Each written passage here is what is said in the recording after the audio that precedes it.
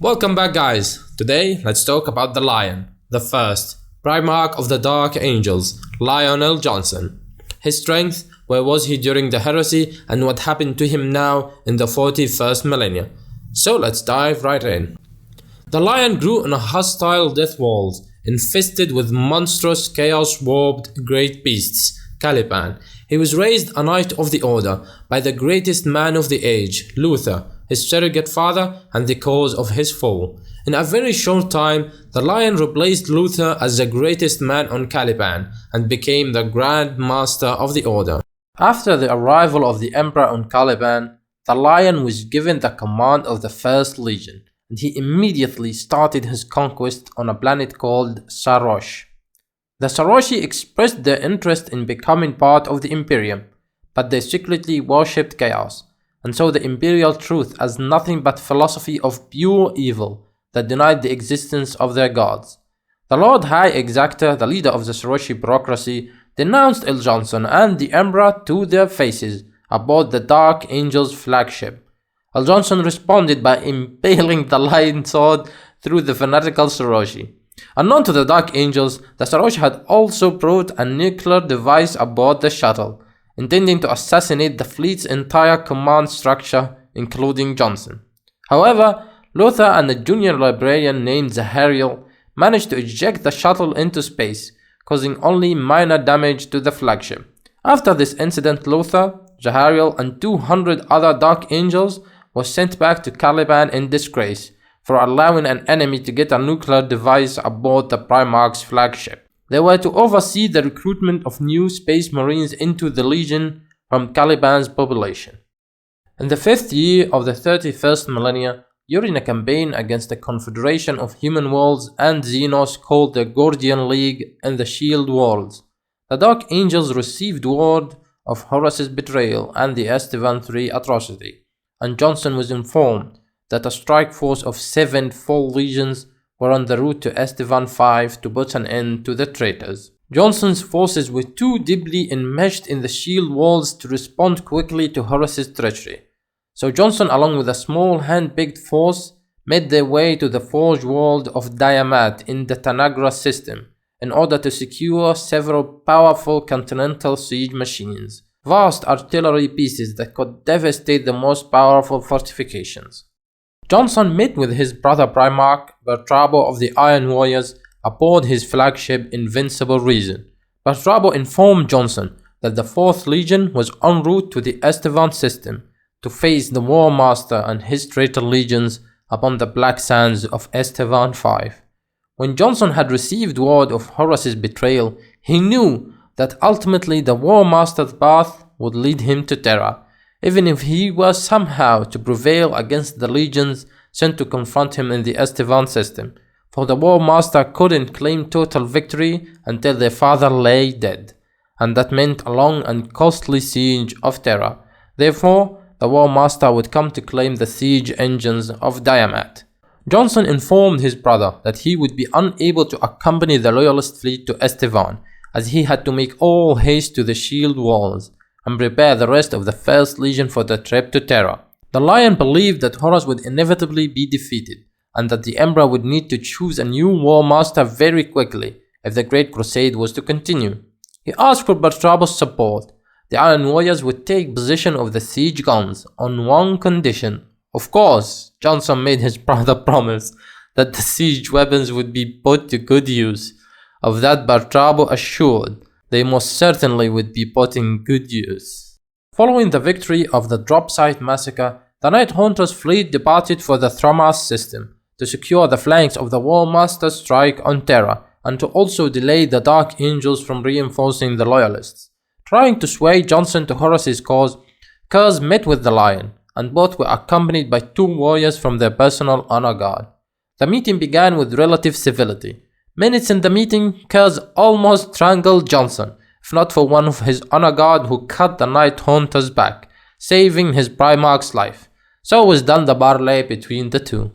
3 years later, in the 8th year of the 31st millennia, the Dark Angels arrived at the Paradise system to find that an Iron Hands company led by Cassalea Lomark and a large Death Guard contingent led by First Captain Kalas Typhoon were fighting over an ancient Sentinel device known as the two-Chilcha engine, capable of precise and extremely efficient warp jumps. The Lion claimed the device for his own nefarious ends, then ordered the destruction of Paradise. Using the engine to make a warp jump, they were beset by demons in the Imperium. The Lion reinstituted his legion's librarians to fight these warp creatures, as this was in direct violation of the Emperor's decree absolute at Nicaea. This caused a dispute within the legion that eventually came to an end when the enraged Lion slew Chaplain Nemiel. During the height of the battle, the Lion encountered the greater demon of Tzeentch, known as Fate Weaver, who attempted to convert the Primarch to the cause of the ruinous powers, but failed miserably, as he had nothing to sway the Lion to their cause. The Lion told the foul creature that absolute loyalty to the Emperor was reward enough, and impaled the load of change through its black heart, and quipped whether he had foreseen his actions. Using the two Chilcha engine's precise warp jumps, the Dark Angels ambushed the Night Lords and devastated the fleet. 1/4 of the Night Haunter's fleet was utterly destroyed, and Curze was mortally wounded by the Lion, but managed to escape with his life again, along with the remainder of his fleet. When the Ward Bearers summoned the Great Rune Storm at the end of the Battle of Calth, it blocked out the light of the Astronomicon, and caused warp travel to be all but impossible. The Imperium was effectively cut in half. The Dark Angels came to the realization that they were unable to return to Terra to assist in its defense, even with the advent of the two Chilcha engine.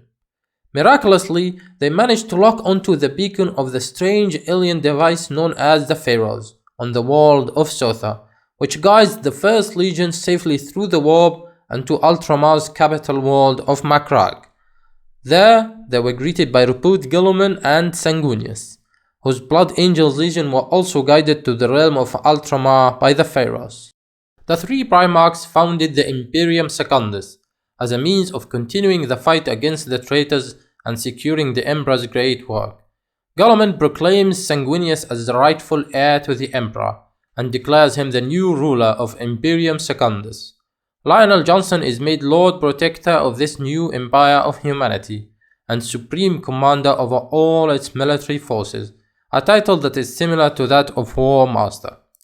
After escaping Jonson's wrath, Curze rampages across Macragge, intent on spreading as much terror and chaos as he can. Eventually, both Guilliman and the Lion confront the cornered Curze. They barely escaped a trap Curze laid for them, through the help of the loyalist Iron Warrior's warsmith, Barabbas d'Antioch, who pulled the two Primarchs to Sotha through a portal that was opened by the Pharaohs. Feeling responsible for the Night Haunter's rampage on Macragge, the Lion continued to hunt for his brother.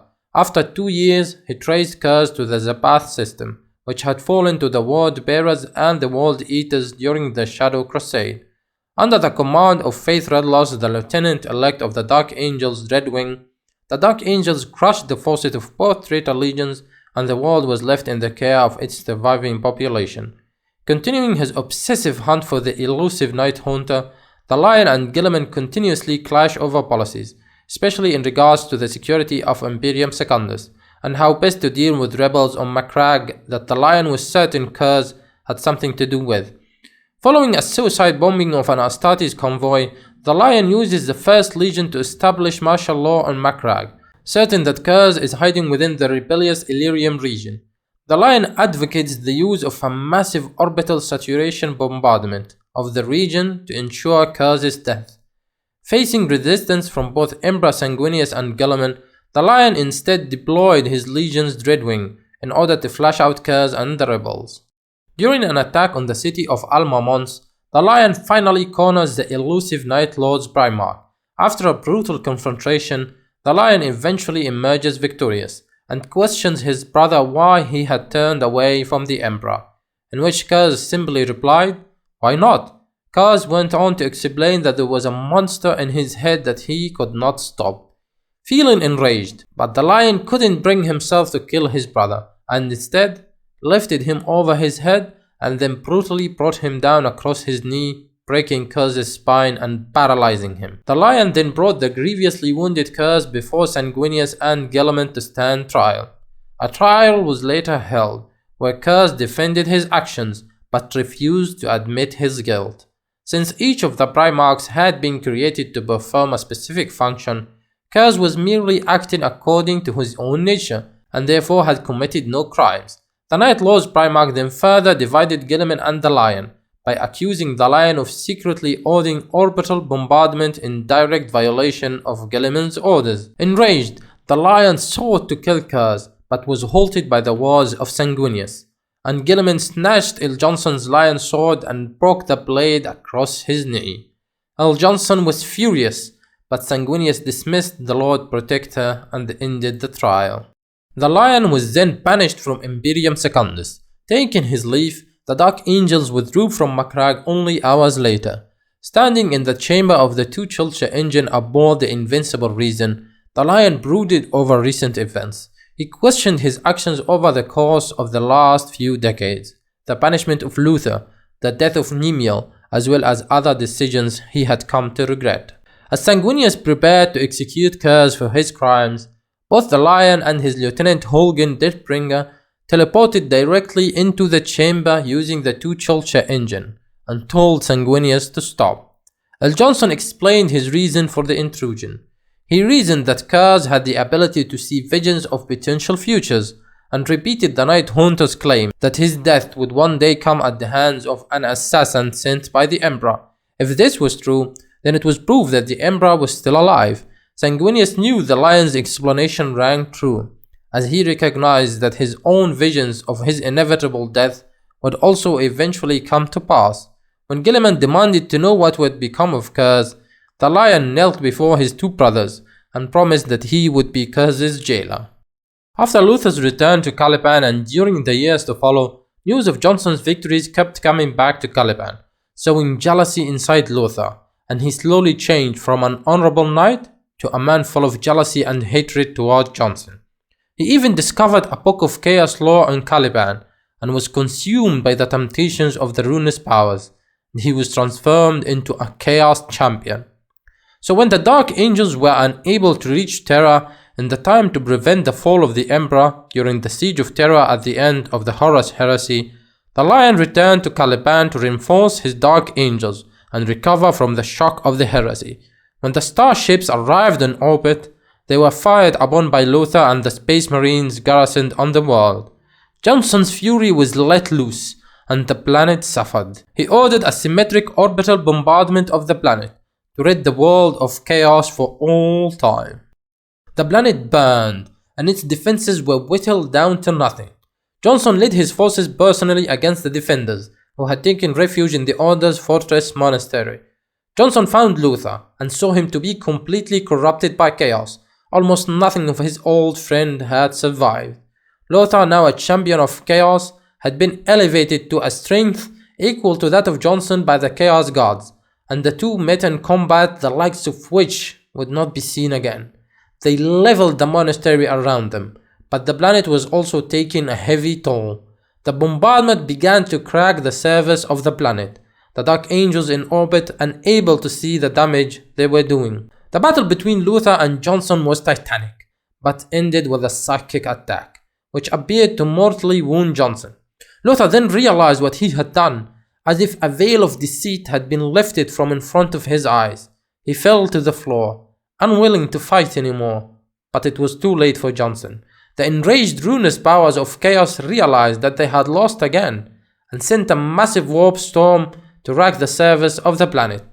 It then broke apart under the strain, destroyed all but for the monastery of the Order, which had been protected by the potent defensive force fields. When the Dark Angels descended to what remained of Caliban, little more than an asteroid upon which stood the Order's fortress monastery, they searched the ruins and found Luther mumbling that Jonson had been taken by the Watchers in the Dark, and would return one day and forgive Luther for his sins. The Dark Angels could not find any trace of their primarch. The rest of the Dark Angels, who had been converted by Luther to the worship of chaos, were sucked into the warp and scattered across the galaxy. From that time on, they were named the Fallen Angels, or simply the Fallen. During his duel with Luther on Caliban, Lionel Jonson suffered a severe psychic blow, which left him mortally wounded. He was then briefly pulled into the raging warp vortex. Lothar survived the contest, but proved mentally unhinged, and was taken prisoner by the Dark Angels. He was placed into a stasis cell deep within the bowels of the rock, the remains of the Order's fortress monastery and all that was left of their walled Caliban, to contemplate his crimes against the chapter's primarch, his continued existence a secret, known only to each successive Supreme Grand Master of the Dark Angels, whose cell can only be accessed through the use of the Sword of Secrets, the chapter artifact, which is the mark of the Supreme Grand Master's office. As for Jonson, who had been briefly spirited away into the warp during the destruction of Caliban, eventually emerged and was taken into a hidden and unreachable chamber deep within the heart of the rock by the Watchers in the dark, and he was placed into stasis to keep him alive. This is a secret known only to the Emperor of Mankind himself. Despite his living death, still sees all upon the golden throne. Even the Supreme Grand Master of the chapter is not privy to this last and greatest secret of the Dark Angels. Some amongst the Dark Angels whisper that one day the Lion will return to lead one final crusade intended to achieve the Dark Angels' greatest victory for mankind and finally bring justice and redemption to the remaining fallen angels.